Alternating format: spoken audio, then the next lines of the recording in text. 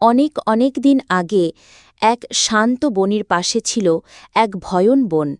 সবাই তাকে বলতো ডাইনি বন। সেখানে এক ভয়ন ডাইনি বাস করত।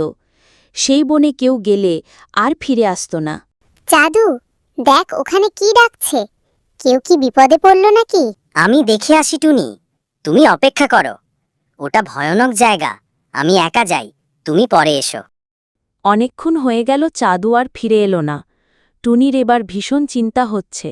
পরে টুনি ওইখানে যাওয়ার জন্য রওনা হল। টুনি হাঁটতে হাঁটতে কাঠবিড়ালির কাছে গেল। তারপর জিজ্ঞেস করল, চাঁদু কোথায় গেল? কেউ তাকে দেখেছে? তুমি কি জানো না টুনি, ওটা ডাইনি বন।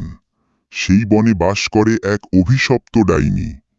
ওখানে যে একবার যায় সে আর কখনো ফিরে আসে না।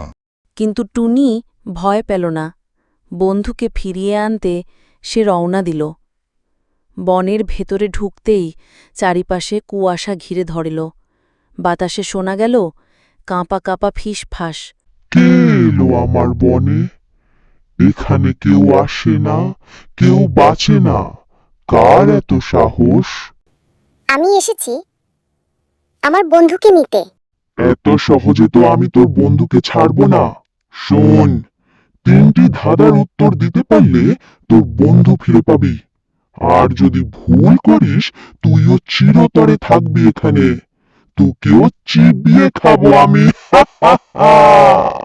তাহলে শোন, প্রথম ধাঁধা।